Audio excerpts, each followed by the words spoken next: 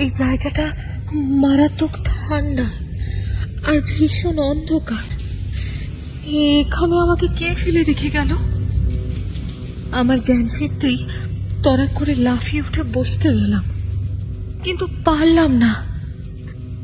আমি চমকে দেখলাম আমার হাতটাই নেই। আতঙ্কিত চিৎকার করলাম, কিন্তু কোনো সাড়া শব্দ পেলাম না। ভয়ে আতঙ্কে আমি কাঁদতে শুরু করলাম। আমার এরকম স্লিপ প্যারালাইসিস হয়। আমাকে এই যুদ্ধটা থেকে বেরিয়ে আসতে হবে, নইলে আমার দম আটকে আসছে। তার মধ্যে শুনলাম কার এক পায়ের আওয়াজ। এদিকেই আসছে আওয়াজটা, আস্তে আস্তে কাছে, আরো কাছে চলে এলো। হুট করে একটা শব্দ হলো, আর আমার ঘরটা আলোয় ভরে গেল। হঠাৎ মুখের সামনে এত আলো দেখে আমার ভীষণ অস্বস্তি হলো। একটু ধাতস্থ হয়ে দেখলাম আমার সামনে বসে ঝিমলি। ঝিমলি ও এখানে কি করছে? ও দেখলাম ও আমার দিকে দেখছে না।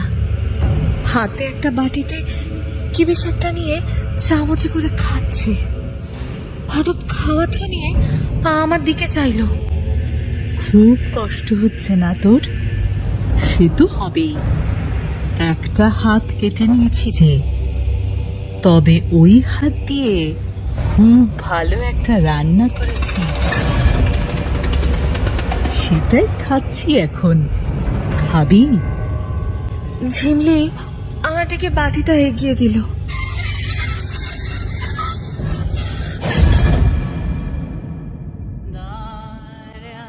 ঝিমলির উপর আমার খুব রাগ হয়েছে। ও মনে হয় আজকাল নতুন বন্ধু পাতাচ্ছে, তার জন্য আমাকে আর আগের মতো পাত্তা দিচ্ছে না। বেশ, কোনো ব্যাপার না, আমিও খুব একগুঁয়ে। আমি আর কাল থেকে আমার টিফিন ওকে শেয়ার করব না। গ্রিটিংস কার্ড, চাবি রিং, শোপিস কত কিছু দিয়েছি আমি ওকে, আর কিছুই দেব না।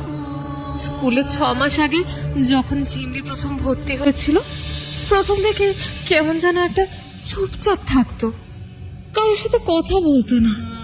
একটা অদ্ভুত ভয় যেন ওকে চাপটে থাকতো সব সময়। তাই ওকে নিয়ে মজা করতো সবাই, কেউ ওর বন্ধু হতে চাইতো না। আমি তাই নিজে থেকে ওর কাছে গিয়ে ওর সাথে সই পাতাই। প্রথম আমার থেকেও দূরে পালাতো, কিন্তু তবু রোজ টিফিনে ওর জন্য খাবার নিয়ে গিয়ে ওর মুখের সামনে বসে থাকতাম। প্রথম মানা করতো, মুখের সামনে থেকে উঠে চলে যেত, কিন্তু আমিও নাছোড় বান্দা। আমি প্রতিদিনই আমার ভাগের টিফিনটা ওর মুখের সামনে ধরতাম। আমার ভালোবাসার কাছে একদিন ওর নতি স্বীকার করতে বাধ্য হলো। তারপর আস্তে আস্তে সমস্ত ভয় কাটিয়ে আমার কাছে খুব সহজ হয়ে উঠল। অন্যদের সাথে তখনও সে একই রকম ব্যবহার করলেও আমার সাথে কথা বলতে বলতে কিন্তু খিলখিলিয়ে হাসতো। মজা করতাম টিফিন টাইমে, আমরা উনো খেলতাম। একরকম করেই ক্লাস 7-এর অর্ধেকটা চলেই গেল। কিন্তু এই মাসের শুরু থেকে দেখছি ও কেন জানি না আমার কাজ ঘেঁষতে চাইছে না।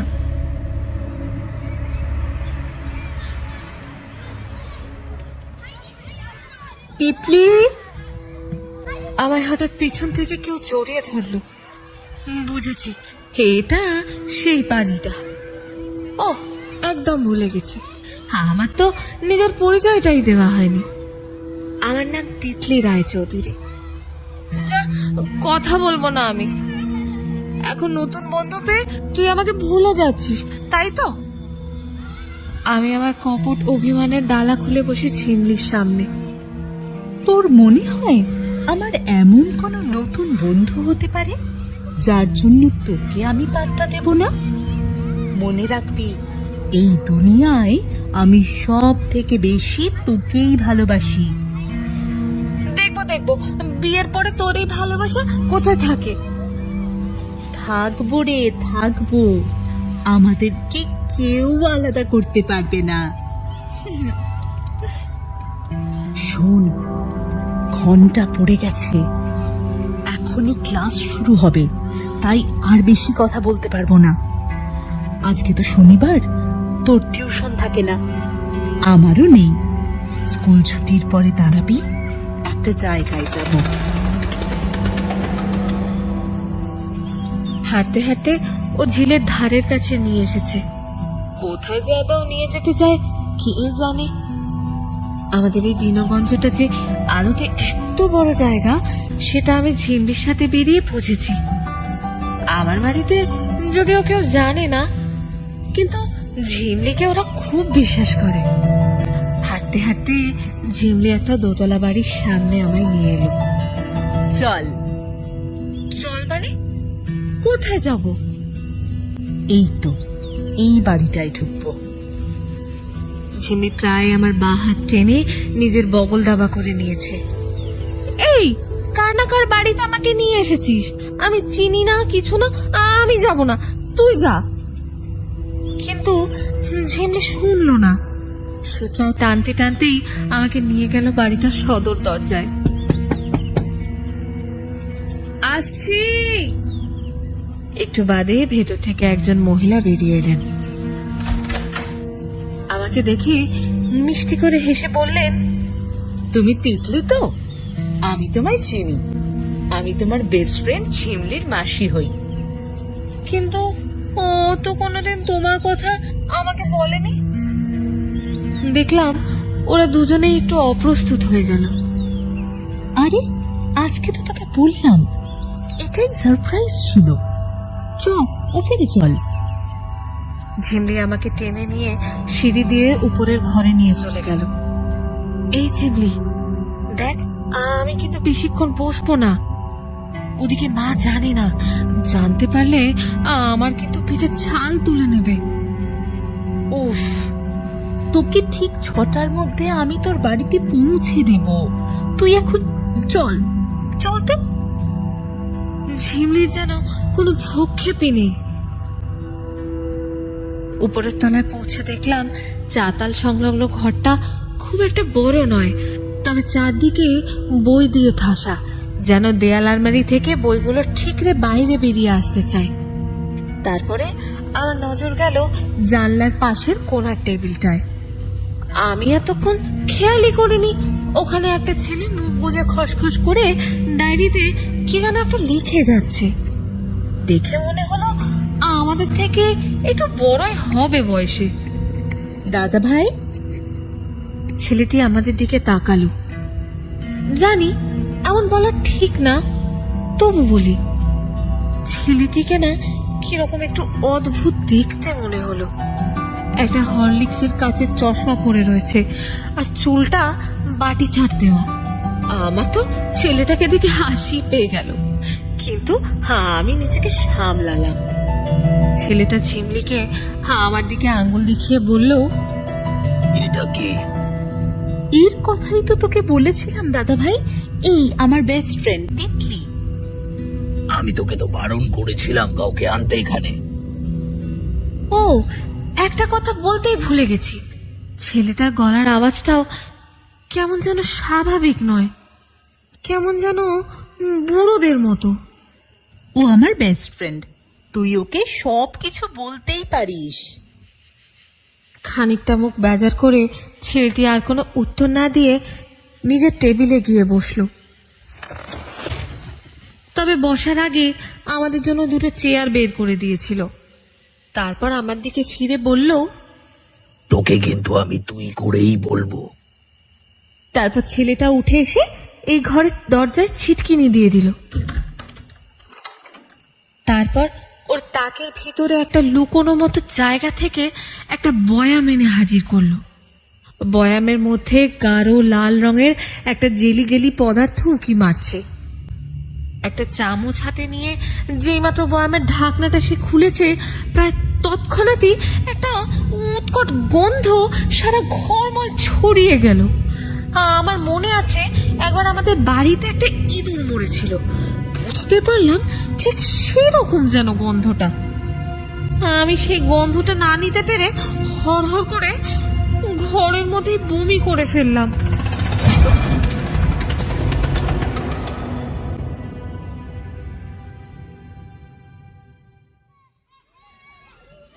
প্রায় 3 দিন পরে স্কুলে এসেছি। সেই বিকেলের পর থেকে আমার খুব শরীর খারাপ হয়েছিল। আমি ঝিমলির ওপর কোনো দোষ চাপাইনি। তাহলে আমার দাদু যে রাগী, তাদের ঝিমলির সাথে মেলামেশা বন্ধই করে দিত। ঝিমলিও ওর বাড়িতে বকা খেত। আমি শুধু বলেছিলাম স্কুল ছুটির পর আলু কাবলি খেয়ে আমার পেট খারাপ হয়েছে। স্কুলে যেতেই আমার দিকে ছুটে আসলো ঝিমলি। এতদিন ফোনও করতে পারেনি। ওর চোখে মুখে চিন্তার ছাপ। তুই ঠিক আছিস? আমার জন্যই সব হলো। আসলে তুই তো সায়েন্সের অনেক কিছু বই পড়িস, তোর এসবে ইন্টারেস্ট আছে তা আমি জানতাম। তাই তো সেদিন দাদা ভাইয়ের কাছে নিয়ে গেলাম। আসলে ও তো... তুই আগে বলতো ওই শিশির মধ্যে কি ছিল? ওটা সিক্রেট, একটা খাওয়ার জিনিস। কি বললি? খাওয়ার জিনিস ওটা? পুরো ইঁদুর পচা গন্ধ। আমি তো আরেকটু হলে মরেই যেতাম। ওতে সত্যি কি আছে আমাকে খুলে বলতো। ও হাত মেরে আমাকে চুপ করতে বলল। আস্তে আস্তে, তুই বিশ্বাস কর, ওটা একটা খাবার। ওটা অনেকটা চাটনির মতো, কিন্তু কিন্তু ওটা খুললে একটু গন্ধ লাগে। প্রথম প্রথম আমিও বমি করে ফেলতাম প্রায়, কিন্তু পরের দিকে অভ্যেস হয়ে গিয়েছিল। এটা আমার দাদা ভাইয়ের বানানো, কিন্তু দাদা ভাই আমাকে কাউকে এটা বলতে বারণ করেছে। আসলে যে এটা একবার খাবে, সে খাবার পর পুরো পাগল হয়ে যাবে আর বারবার খেতে চাইবে। কিন্তু তুই আমায় জোর করিস না প্লিজ। তুই তো আমার ভালো বন্ধু, সবচেয়ে ভালো বন্ধু। আমি সত্যি বলতে পারবো না। এই কথাটা শোনার পরে যেন আমার গা গুলানোটা আরো বেড়ে গেল। দুটো সন্দেহ কিছুতেই আমার মাথা থেকে যাচ্ছে না। এই মাসি আর দাদা ভাইয়ের কথা, ও 2 বছরে আমাকে একবারের জন্য বলেনি। হঠাৎ করে এরা কোত্থেকে চলে এলো? তারপর ওই মরা পচা জিনিসটাকে বলছে খাবার। ঝিমলি আদৌ সুস্থ তো? আমার কেন জানি না বুকের ভেতরে ভয় হতে শুরু করলো। আমি এই কথাগুলো কারোকে বলতেও পারবো না, কারণ ঝিমলি তো আমার বেস্ট ফ্রেন্ড। তবে আমি বুঝলাম ওকে এবার থেকে এড়িয়ে চলতে হবে। যেমন ভাবা আর তেমন কাজ। আমি পরের দিন থেকে ওর সঙ্গে যতটা সম্ভব কম কথা বলার চেষ্টা করলাম। আমার মনে হয় ও কিছুটা বুঝতে পারলো। ও নানাভাবে আমার কাছে ঘেঁষতে চাইলো, কিন্তু আমি হেসে হেসেই কায়দা করে ওর থেকে দূরে সরে রইলাম। আমি দেখলাম ওর চোখে কেমন যেন একটা অদ্ভুত রাগ তৈরি হচ্ছে। ও আমার সাথে এরকম করলে আমারও রাগ হয় বই কি, ও অভিমান হয়। কিন্তু ওর চোখে যা দেখেছি সেটা না ঠিক স্বাভাবিক নয়। 2-3 দিন যাবৎ আমার আর স্কুল আসতে ইচ্ছা করলো না। কিন্তু আমি বুঝলাম ঝিমলিকে এভাবে বেশি উপেক্ষা করা যাবে না। নানা কৌশলে ঝিমলি আমাকে মানিয়ে ওর নিজের বাড়িতে আমাকে নিয়ে যেতে প্রায় জোর করে রাজি করিয়েই ফেললো। ঝিমলির বাবা নেই, শুধু মা থাকেন বাড়িতে। উনি খুব কম কথা বলেন, কিন্তু আমাকে খুবই ভালোবাসেন। মানে ঝিমলি আমায় যা বলেছে। আমি ওদের বাড়ি প্রথমবারই যাচ্ছি। এর আগে ওর মায়ের সাথে একবারই দেখা হয়েছে, শুধু স্কুলে। কি খবর তিতলি রানী? তোমাদের নাকি ঝগড়া হয়েছে? ওদের বাড়ি পৌঁছতেই আমাকে জিজ্ঞেস করলো ওর মা। না গো আন্টি, ওরকম কিছুই না। তোমরা বসে গল্প করো, আমি তোমাদের জন্য খাবার আনছি। ওর মা ভেতরে চলে গেলেন। এতক্ষণ ঝিমলি বেশ হ্যাঁ না করেই জবাব দিচ্ছিল, আর আমার ওপরে ওর অভিমানটা স্পষ্ট বুঝিয়ে দিচ্ছিল। ওর মা চলে যেতেই আমার দিকে তাকিয়ে বলল, এই তোর ব্যাপার কি রে? তুই আমাকে তোর বেস্ট ফ্রেন্ড বলিস না? তাহলে তুই আমার দিকে এত সরে আছিস কেন? তুই জানিস না স্কুলে তুই ছাড়া আমাকে কেউ ভালোবাসে না? এই কথাটায় আমার খুব মায়া হলো। আমার গলাটাও যেন ভিজে এলো।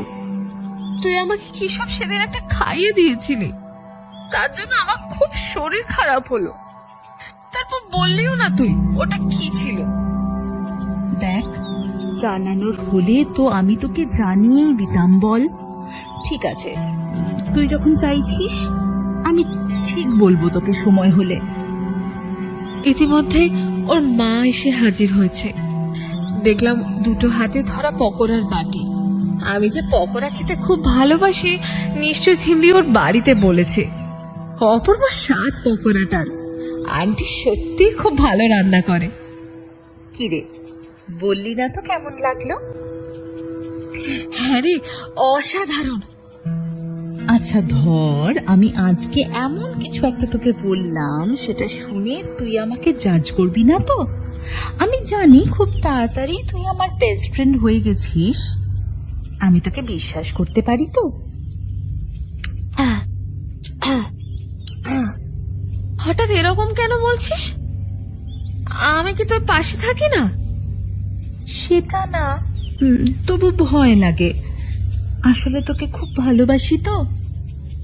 দেখ, কিন্তু কিন্তু করা আমার একদম ভালো লাগে না। তুই খুব ভালো করেই জানিস। আমাকে বলতো তোর কি হয়েছে? আসলে আমরা ক্যানিবাল। আমরা মানে আমি আর দাদা ভাই। আমি ইংলিশ মিডিয়াম স্কুলে পড়িনি। আমার ইংরেজি অত ভালো লাগে না, তাই ওর কথার মানে বুঝতে পারলাম না। এর মানে কি? তুই জানিস না? না, বল না। এই কথাটার মানে হলো মানুষ থেকো যে মরা মানুষের মাংস খেতে ভালোবাসে। আমার এবার রাগ হলো। ও জানে আমার খুব ঘেন্না আছে, তার মধ্যে এইমাত্র পকোড়া খেয়েছি। এখন এসব বললে পুরো বমিটা করে ওর গায়ে ঢেলে দেব। এবার কিন্তু আমি আন্টিকে বলে দেব তুই এসব কথা বলছিস। এগুলো কিরকমই আর কি ঝিমলি। আমার এসব ফাজলামো একদম ভালো লাগে না, কিন্তু সেটা তুই ভালো করেই জানিস। আমার তোকে এটাই বলার ছিল। এটা সত্যি কথা, শুধু আমি বলে না, আমার বাবা মা সবাই। আমার কেমন একটা ভয় হতে শুরু করেছে। এদিকে প্রায় সন্ধ্যে 6টা। এবার আমাকে এখান থেকে বের হতেই হবে।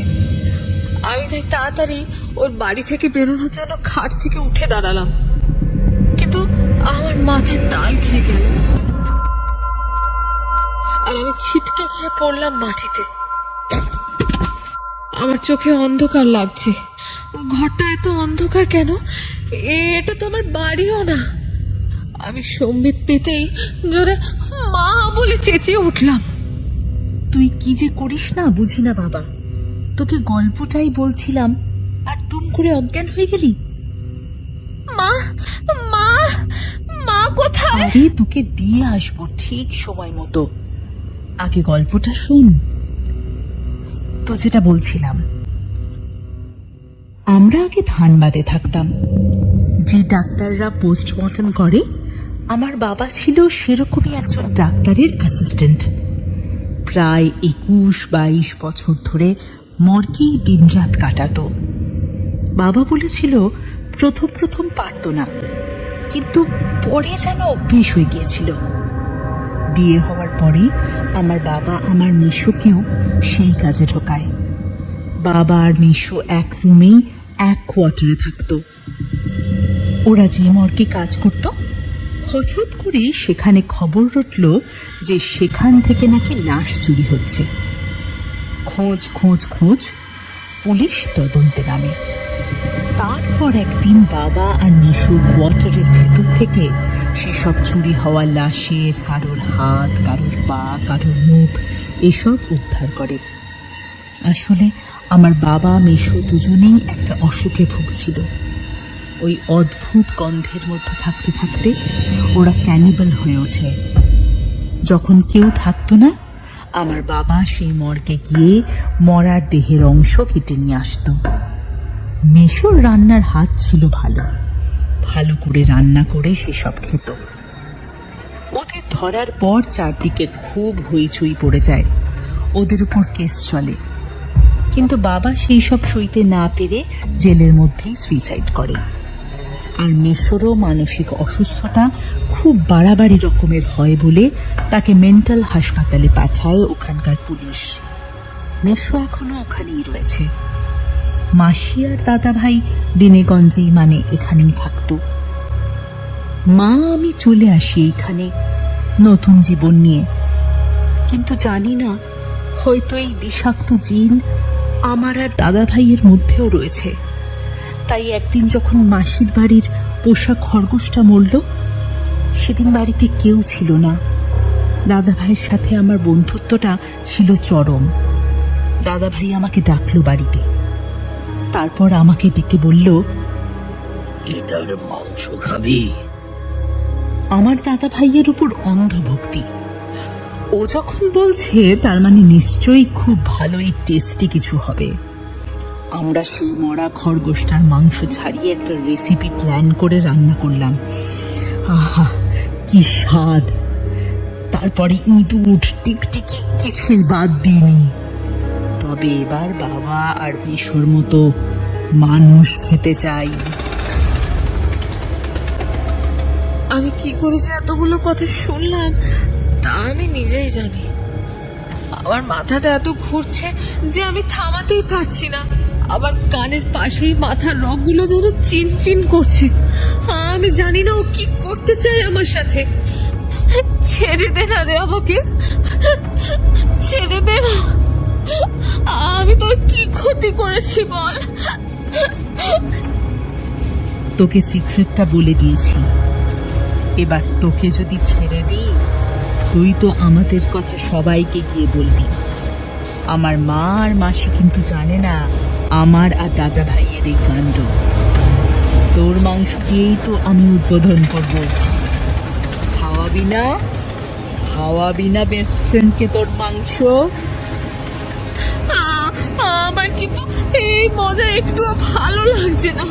প্লিজ প্লিজ আমাকে ছেড়ে দে, প্লিজ। দেখ আমি কিন্তু পুলিশে বলে দেব, আমি কিন্তু পুলিশে বলে দেব। আরে তুই ভয় পাচ্ছিস কেন? তুই একটুও ব্যথা লাগবে না। আগে অনেক কটা ঘুমের ওষুধ খাইয়ে তোকে মারবো, তারপরে তোর হাত পা কাটবো।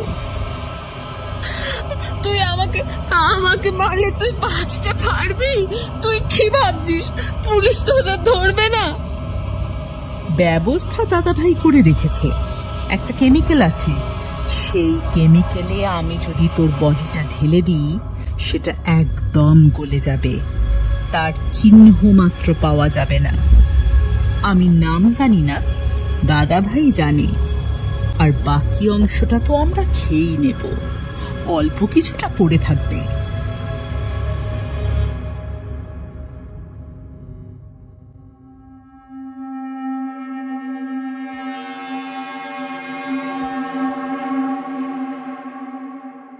এরপর আমার আর কিছু মনে নেই। যখন সম্বিত ফিরে পেলাম তখন আমি তীব্র ঠান্ডায়। তারপরের ঘটনা তো একেবারে প্রথমেই আমি বলেছি আপনাদের। আমি তারস্বরে কাঁদছি।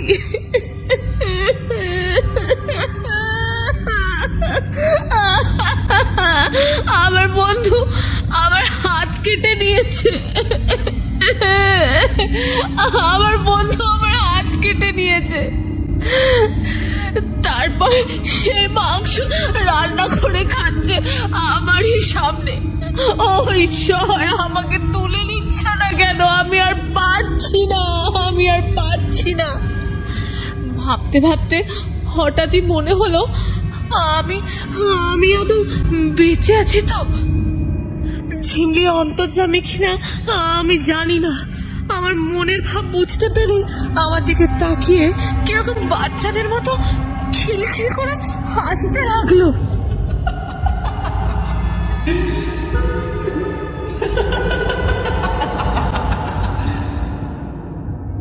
নেই নেই, বেঁচে নেই, মেরে ফেলেছি, সবাইকে মেরেছি, আমার মা মাসি সবাই। আমি যে তোকে মেরে ফেলেছি সেটা তো ওরা বুঝতে পেরে গেছিল। ওদের কি বাঁচিয়ে রাখা যায় বল? ওদেরকে অবশ্য দাদা ভাই মেরেছে। কিভাবে মেরেছে সে গল্প আমি জানি না, দাদা ভাই এলে একসাথে ওই গল্প শুনবো, কেমন? আমি বুঝলাম আমি আর বেঁচে নেই। এই রাক্ষসীটা আমাকে মেরে ফেলেছে। আমার দাদু মা বাবা আমাকে ছাড়া তো কিছুই চেনে না। কি কুক্ষণে যে ওর সাথে বন্ধুত্ব করতে গিয়েছিলাম আমি কে জানে। আমার খুব কান্না পাচ্ছে, খুব কান্না পাচ্ছে। কেন এরকম করলো আমার সাথে, কেন এরকম করলো?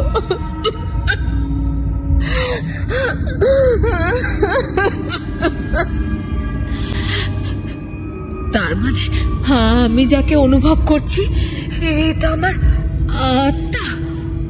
খসখসা আওয়াজ হলো, বুঝলাম ওর দাদাটাও এসেছে এখানে। কি যেন একটা বস্তা আনার কথা বলছে ওরা। আমার কথা কেউ শুনতে পাবে না, কেউ জানতেও পারবে না কোনোদিন যে আমি কিভাবে মারা গেলাম।